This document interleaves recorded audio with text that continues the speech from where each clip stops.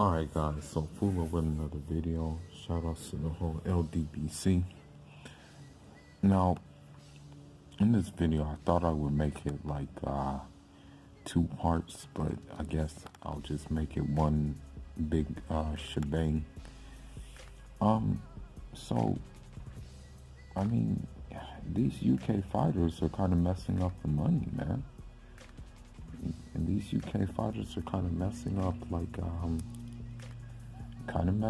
some good fights, man. I'm just kind of like wondering, like, yo, like what are you doing?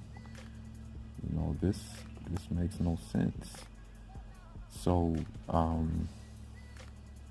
let's start with the first one. So Billy Joe, you know,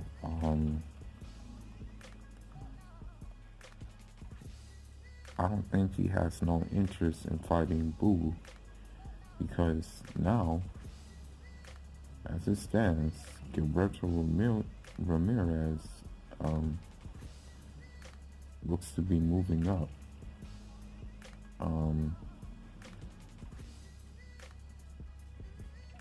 Or maybe, I don't know I don't know what's going on really, but it appears that, you know, Billy Joe on April 13th, he's going to be fighting for fighting this guy Shafat Sufi.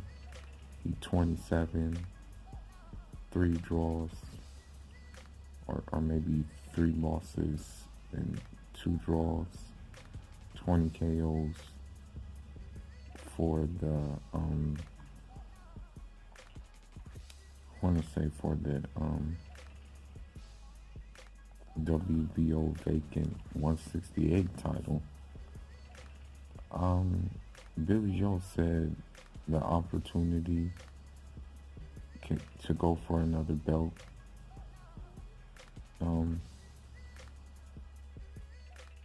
you know,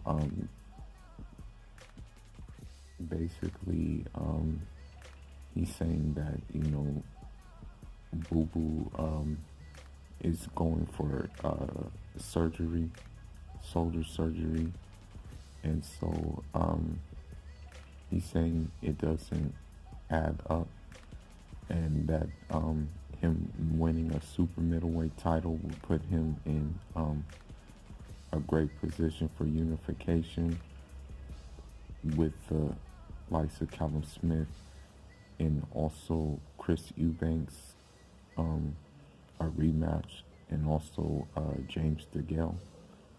But here's the thing, you know, I've talked to Demetrius Andre's camp, and they have told me nothing about no shoulder surgery at all.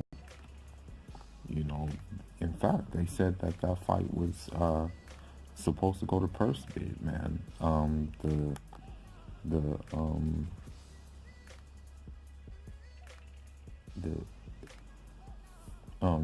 Demetrius Andrade, Billy Joe Saunders, because what happened is the WBO made Billy Joe Saunders the mandatory, basically, on this belt. You know, I mean, here's what I think, man. Me personally, this is just this is what I really think about it. You know, I basically think that, you know,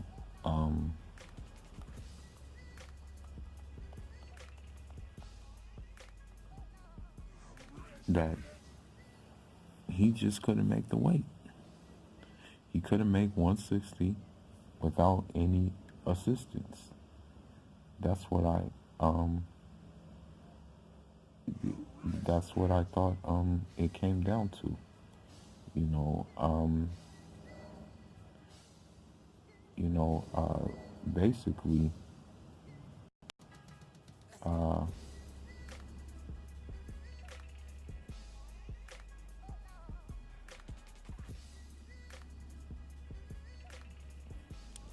what I think is that, yeah, he's just like, what it looks like is that he's trying to follow the UK model, which is less opposition but holding on to belts. I think that's what he's looking to do, because the guy he's fighting, okay, 29-year-old Serbian, based out of Germany, somehow surfaced into mandatory WBO position.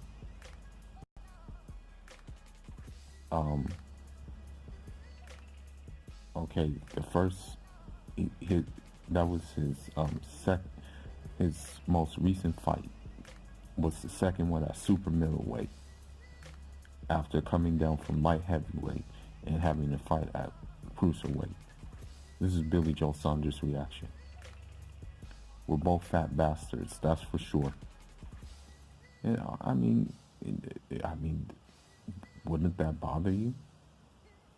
You know, like, wouldn't that bother you to maybe, AKA, look after your body, look after yourself, look after your diet? Billy Joe claims he doesn't smoke or he doesn't drink, but I don't know about that at all. Because if you need nasal spray to control your weight, then something is up. Something's not clicking. So now, Demetrius Andrade, I mean, now at this point, who does he fight? I mean, that'll be more inactivity, because he can fight the Canelo Jacobs winner. That would be the ideal thing to do.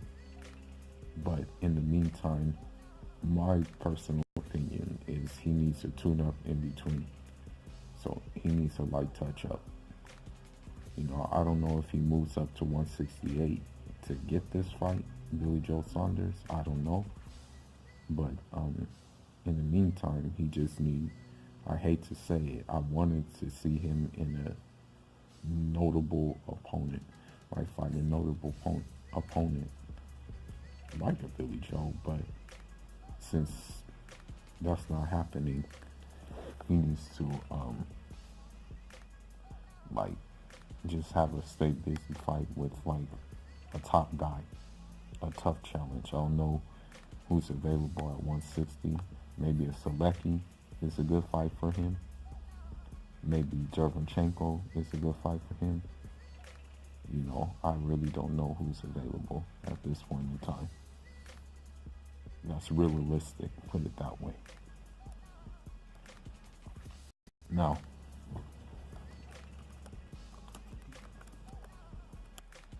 the one thing that has me scratch my head, you know, this really makes me scratch my head, why you would mess up some money like this, and why you wouldn't wait. You know, this is crazy to me. So, Tyson Fury, and everybody's heard by now that he's now being co-promoted by Top Rank. He took the bag, which was worth like 80 million pounds sterling, and basically he will fight two fights per year in the United States. And that means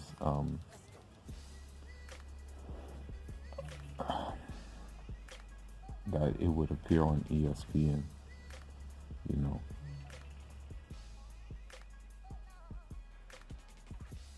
And that means it will only appear on ESPN.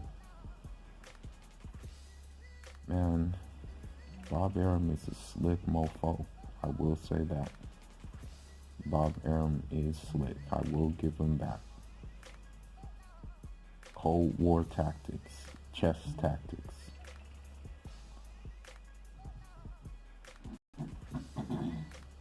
So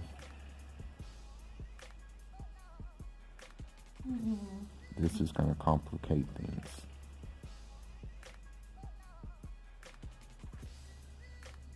The thing is, how are we going to get this rematch?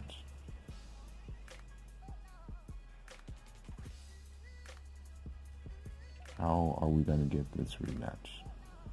Because Bob Arum hates Al Heyman a lot. So much so that he'll say he doesn't even exist. So now we're stuck between a rock and a hard place. Because look, they've been in negotiations, right? They even agreed to the money that was going to come from the fight. Now,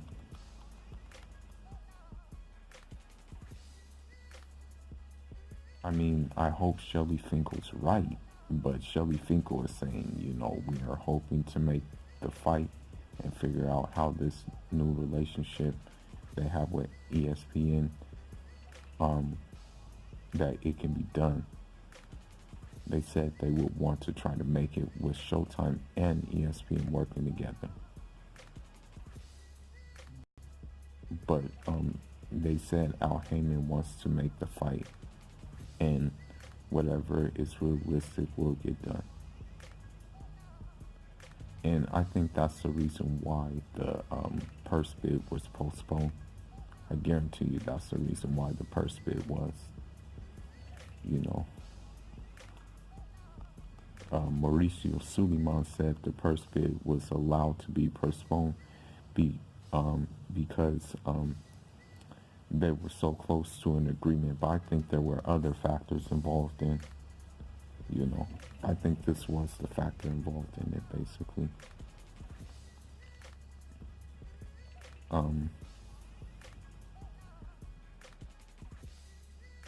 It doesn't have a date anymore, you know. Shelly Finkel said April's out. Man, this is sucky. I'm telling you, this is garbage. Because look at what's going to... You know, man, to be honest with you, this is my personal opinion. Because I'm looking at Tyson Fury's actions, okay? He does this. He signs this top-ranked deal. But his purse from his first fight, he donated it to help homeless people. You know, like if you weren't about money, why would you even sign this deal? You know, that's what I'm wondering. You know.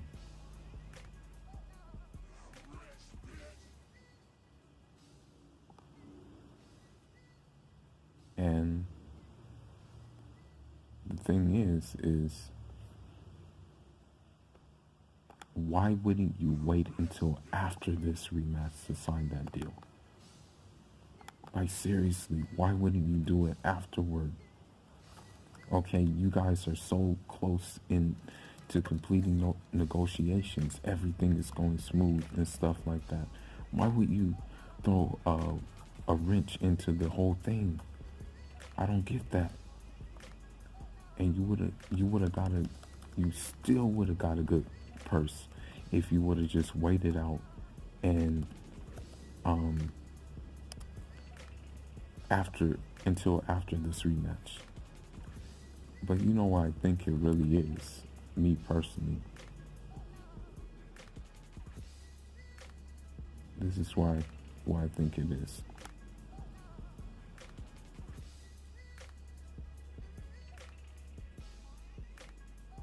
This is what I really think it comes down to. You know how Andre Ward said Deontay Wilder doesn't want to go through that again with Tyson Fury? That he doubts Deontay Wilder wants to go through that again with Tyson Fury? I actually think it's the opposite way around. Tyson Fury doesn't want to go through that with Deontay Wilder. And ESPN came along with the bag, and Bob Arum with his Cold War tactics decided to take advantage of it. And now a potential fight, a potential a potential second classic fight is in jeopardy because the dude decided to sign with a company who's just known for in-house fights rather than wait until after this fight to do it. This puts a damper on boxing. It's a very now I'm furthermore annoyed because now we're deprived of what could have been a classic fight potentially, and we're back to square one again with these fights. So as it stands right now, all I'm really looking forward to is I want to say the Erislandy Lara, Brian Castano, looking forward to. Dennis Ugas versus Sean Porter, looking forward to. And of course, Errol Spence versus Mikey Garcia, looking forward to. But since we were deprived of two good fights, now we're on standby, because I don't know what more can we do to keep the foot on the neck of these guys.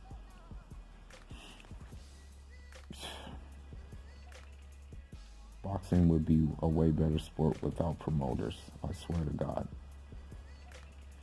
But that's all I got for now, guys. Leave your comments. Let me know your thoughts. Let me know if you think this rematch still happens. Let me know if you think that, these fights are now null and void now. Alright, guys. Enjoy.